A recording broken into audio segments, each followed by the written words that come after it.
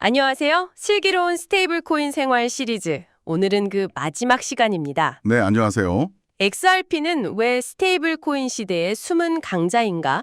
이 질문에 대한 어떤 최종적인 답을 함께 찾아보는 시간이 될 것 같습니다. 네, 기대됩니다. 지난 시간 동안 저희가 XRP의 잠재력, 가능성, 이런 걸 여러 각도에서 살펴봤다면 오늘은 이 가능성이 언제, 그리고 얼마나 빠르게 현실화될지 여기에 좀 집중해 보려고 해요.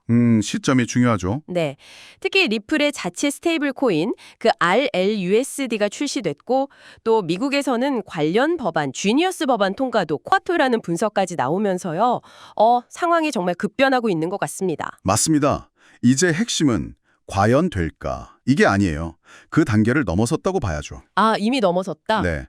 이미 일본의 SBI, 동남아의 트랙로, 아프리카의 온아프리크 같은 여러 지역에서는 XRP 기반 송금이 실제로 상용화돼서 쓰이고 있고요. 네네. 그리고 현재 리플렛 결제 트래픽의 70% 이상이 이미 XRP, 그러니까 ODL 방식을 통해서 처리되고 있다는 점은 주목해야 합니다. 70% 이상이요. 와, ODL 상용량이 늘고 있다는 건 알았지만 그 수치가 생각보다 훨씬 크네요. 네, 그렇죠. 기반은 이미 상당히 다져졌다가 볼 수 있는 거죠. 그런데 여기에 이제 새로운 조건들이 더해지면서 더 가속화될 거라는 말씀이신 거죠? 바로 그겁니다. 세 가지 강력한 조건이 이제 맞물리고 있다고 보는데요. 첫째는 방금 말씀하신 RLUSD 출시.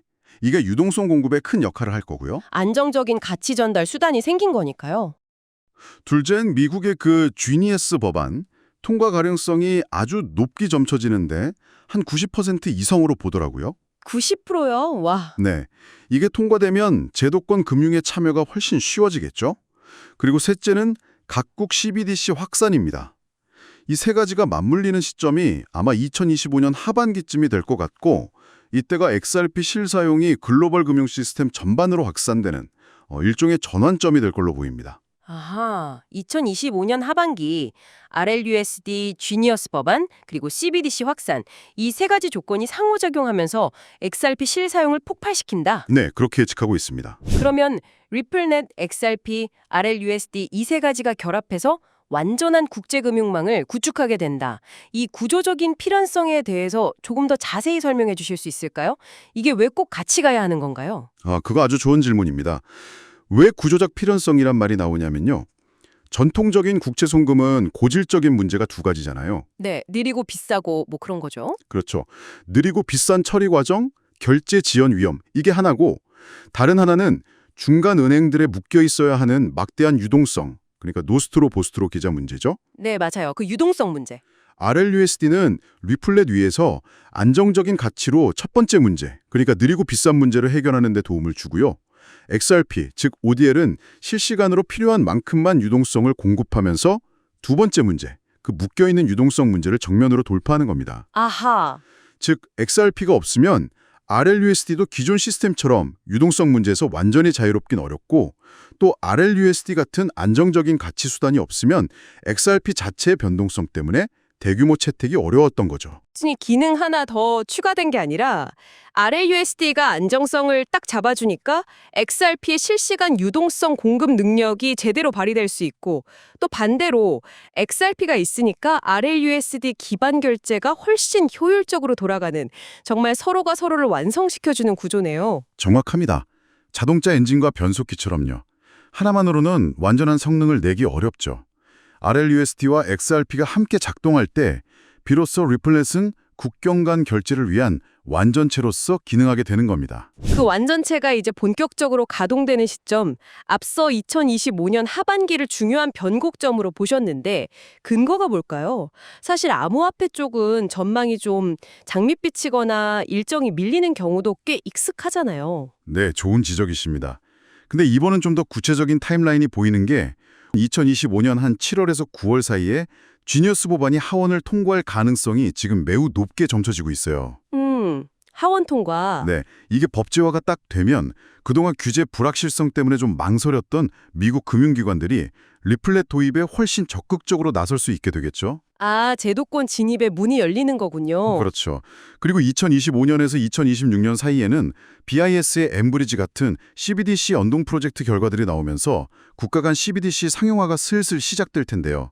이때 서로 다른 CBDC를 연결하는 XRP의 브릿지 통화 역할이 더 중요해질 겁니다. 그렇군요. 지니어스 법안 통과로 제도권 문이 열리고 이어서 CBDC 확산으로 XRP의 활용도가 극대화되는 시나리오. 2025년 하반기부터 2026년까지가 정말 결정적인 시기가 될 수 있겠네요. 네, 맞습니다. 그래서 더는 먼 미래의 일로만 볼 수는 없다는 거죠. 이제 XRP를 단순히 가격 변동성만 보는 그런 투자 자산을 넘어서서 새로운 디지털 금융망을 구축하는 핵심 인프라 요소로 봐야 합니다. 인프라 요소. 네. 리플렛이라는 글로벌 결제 고속도로 위에 RLUSD라는 안정적인 차량이 달리고 XRP가 그 차량들이 막힘없이 달릴 수 있게 실시간으로 도로를 정비하고 또 연료, 즉 유동성을 공급하는 엔진 역할을 하는 그림인 거죠. 비유가 아주 명확하네요. 이 세 요소가 결합될 때 정말 단순 합 이상의 폭발적인 효율성이 나오는 겁니다. 오늘 이야기를 정리해보면 XRP의 실사용은 이제 더 이상 막연한 기대감이 아니라 이미 시작된 현실이고 그 확산 속도가 굉장히 빨라질 거라는 점이 핵심인 것 같습니다. 그렇습니다. 그리고 리플렛, RLUSD, XRP 이 세 가지 요소가 각자의 역할을 하면서도 서로를 완성시켜서 완전한 국제금융망을 구축한다는 그 구조적 필연성. 이게 바로 XRP가 스테이블 코인 시대의 숨은 강자인 이유다. 이렇게 정리할 수 있겠네요. 네, 정확합니다. 2025년 하반기로 예상되는 지니어스 법안 통과, 그리고 곧이어 본격화될 CBDC 상용화는 이 흐름에 그야말로 기름을 붓는 아주 강력한 촉매제가 될 겁니다. XRP가 디지털 시대 국제 통화 시스템의 핵심 다리 역할을 할 가능성 그 어느 때보다 높다고 봅니다. 그렇다면 이제 남은 질문은 이것이겠네요. 이 변화의 물결이 과연 얼마나 빠르고 또 얼마나 거대하게 내 금융생활에 영향을 미치게 될까? XRP를 바라보는 관점을 이제는 좀 바꿔야 할 시점인 것 같습니다. 단순한 코인이 아니라 새로운 금융 인프라의 심장으로 말이죠. 네, 맞습니다. 이것으로 저희가 준비한 슬기로운 스테이블 코인 생활 XRP 시리즈 심층 탐구를 모두 마치겠습니다. 이 흥미로운 여정에 함께해 주셔서 정말 감사합니다. 네, XRP에 대한 이야기는 여기서 마무리하지만 디지털 금융의 거대한 지각 변동은 이제 막 시작되었습니다. 다음번에는 더 흥미롭고 중요한 주제로 여러분의 지적 호기심을 자극할 또 다른 깊이 있는 분석으로 다시 찾아뵙겠습니다. 감사합니다. 감사합니다.